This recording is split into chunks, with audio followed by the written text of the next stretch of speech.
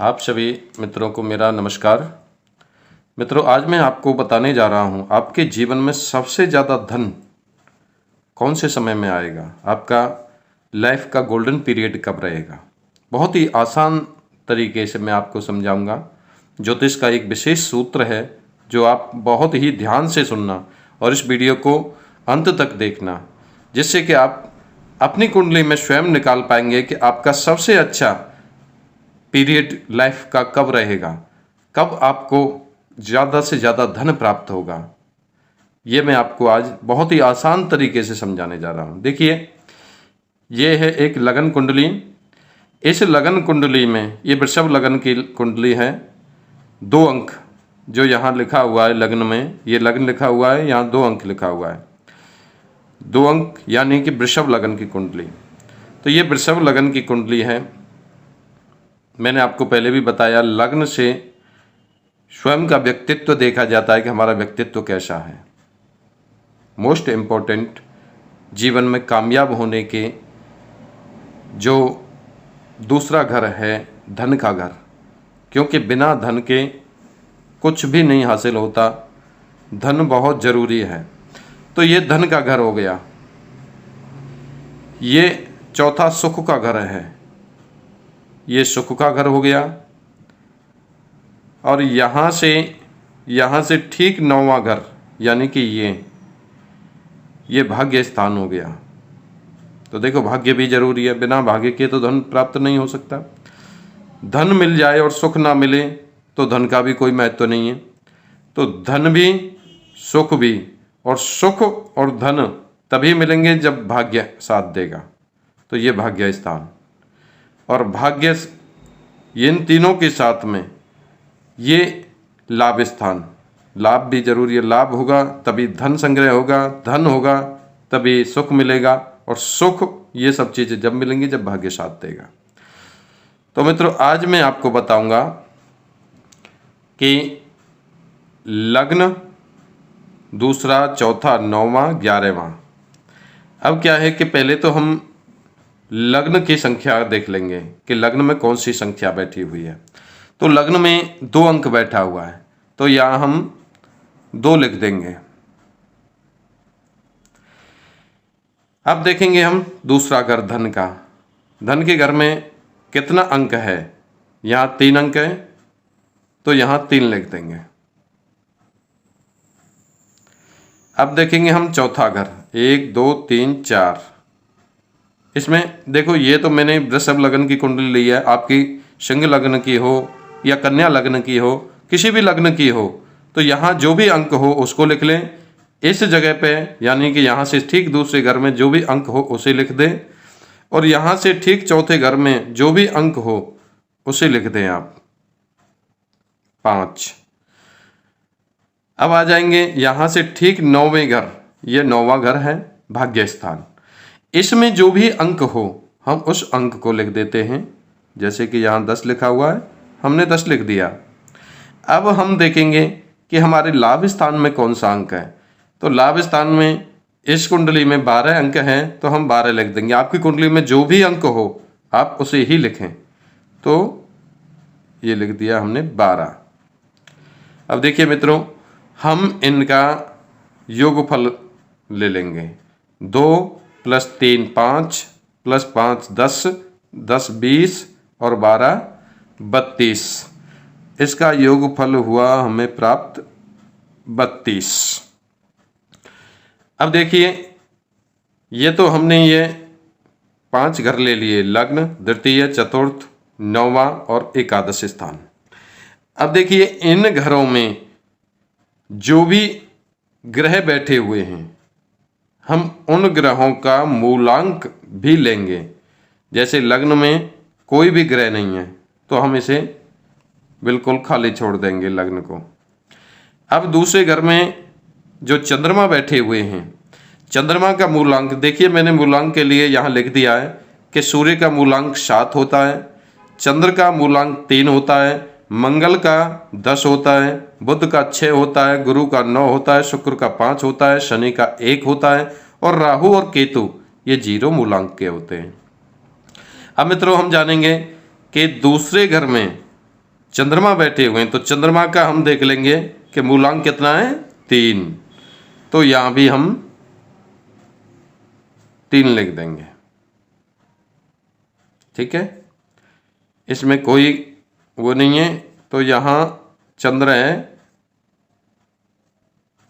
तो चंद्र का मूलांक 3 हो गया।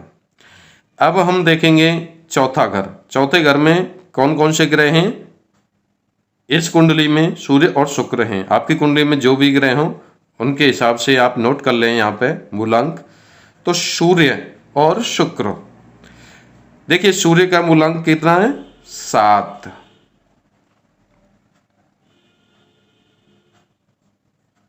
यहाँ 7 लिख देंगे। ये हो गया सूर्य का मूलांक। अब इसके साथ में शुक्र भी बैठा हुआ है, तो शुक्र का मूलांक देख लेंगे। ये हो गया 5।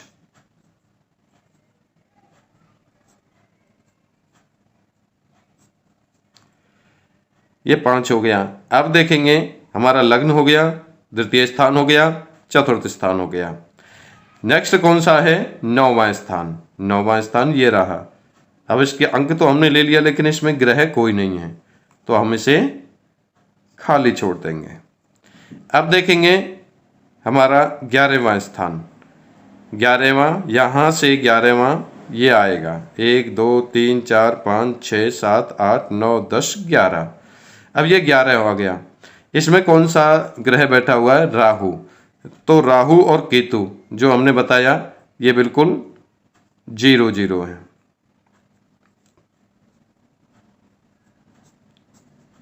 ठीक है, अब इनका हम योग ले लेंगे। 7 + 3 10 और 5 15। अब ये आ गया 15। अब हम क्या करेंगे, जो ग्रहों का मूलांक का जो योगफल है और जो इनका जो योगफल है, इन दोनों को प्लस कर लेंगे। तो यहां हम 32 + 15 = 47 यानी 47। अब ये हमारा आ गया 47। अब देखिए 47 जो आ गया है, 47 जो आया है, इसमें हम जो ये खाने होते हैं हमारे 12, 1 2 3 4 5 6 7 8 9 10 11 12। प्रत्येक लग्न कुंडली में ये जो घर होते हैं ये 12 ही होते हैं, 12 राशियों के हिसाब से। तो हम 12 का भाग दे देंगे इसमें। किसमें, जो हमारा जो टोटल आया है 47, इसमें हम 12 का भाग दे देंगे। अब इसमें 12 का भाग देंगे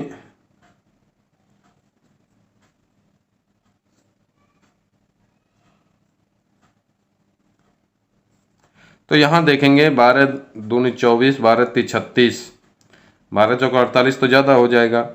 तो यहाँ हम 12 × 36, 7 में से 1 गया, 6 गए, 1 बचा, 4 में से 3 गया तो 1 बचा। ये आया हमारा 11 शेष। ठीक है, अब जो 11 शेष आया है इसमें हम क्या करेंगे कि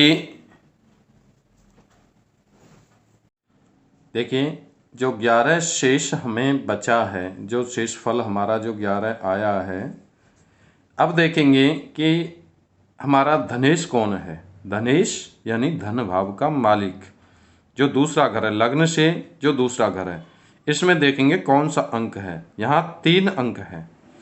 3 अंक का जो स्वामी ग्रह होता है वो होता है बुध।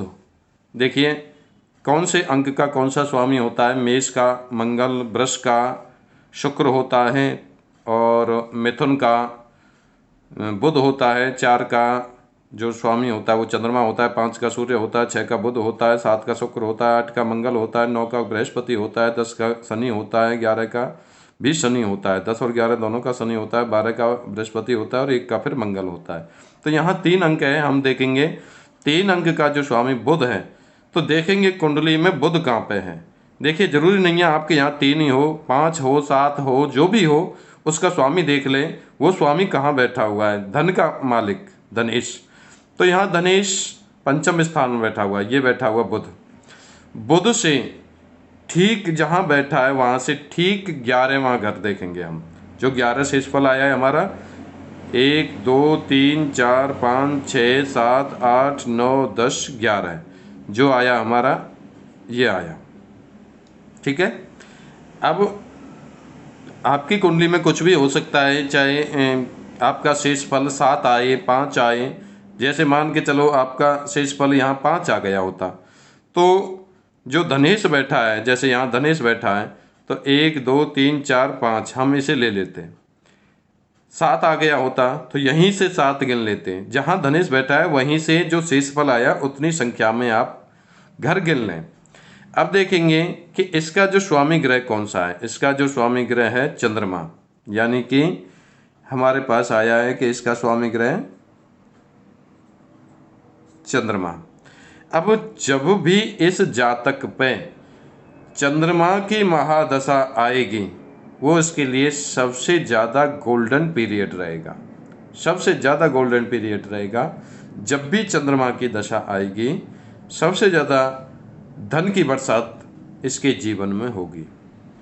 अब देखेंगे कि महादशा किसी जातक पर ये आ चुकी होगी या निकल चुकी होगी, किसी जातक पर आने वाली होगी या किसी जातक पर चल भी रही होगी। तो ये ज़रूरी नहीं है कि पहले आ जाए, बाद में आ जाए, बीच में आ जाए, कभी भी आ सकती है।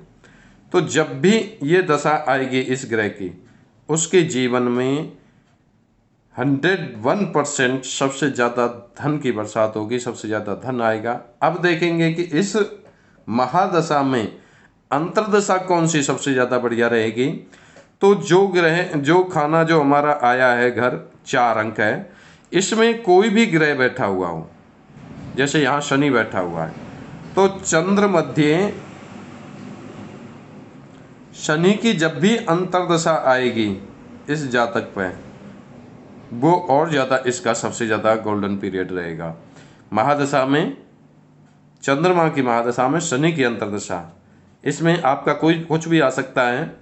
यहाँ शनि भी हो, सूर्य हो, राहु हो, केतु हो, कोई भी ग्रह हो, उसकी अंतर्दशा में और ज़्यादा गोल्डन पीरियड रहता है। हालांकि पूरी महादशा उसके लिए ठीक रहती है, पूरी महादशा उसके लिए अच्छी रहती है, लेकिन इसमें भी जो पूरी महादशा में भी जो सबसे ज़्यादा गोल्डन पीरियड रहेगा वो रहेगा जो ग्रह बैठा हुआ है। अगर कोई ग्रह नहीं बैठा हुआ उसमें, तो उसी की पूरी महादशा में उसे धन लाभ मिलता रहेगा।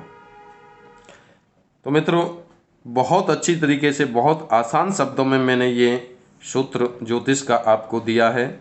उम्मीद करता हूँ आप स्वयं अपनी कुंडली देखकर आप अपना गोल्डन पीरियड जान सकते हैं कि हमारा सबसे ज़्यादा धन हमारी लाइफ में कब आएगा, कब हमें प्राप्त होगा। आने वाली वीडियोज में मैं बताने जा रहा हूँ कि हमें कितना धन प्राप्त होगा। बहुत सारी वीडियोज में इस पर अपलोड करने वाला हूँ अपने यूट्यूब चैनल पर। यह भी बताऊँगा कि आपकी शादी कब होगी और कौन सी दिशा में होगी, दूर होगी या पास होगी। ये सारी बातें मैं आने वाले कुंडली अध्ययन में बताऊँगा। इसलिए आप सभी से अनुरोध है मेरा, ये वीडियो आपको पसंद आई हो तो इसे लाइक कर दें, ज़्यादा से ज़्यादा शेयर करें, जिससे कि ज्योतिष का ज्ञान सबको प्राप्त हो सके। और मित्रों, सबसे पहली बात आपसे यह है कि हमारे इस चैनल को सब्सक्राइब कर दें, जिससे कि आने वाली वीडियोज आप तक पहुंच सकें। बेल आइकन दबा देना, हमारी वीडियोज आप तक सबसे पहले पहुंच जाएंगी।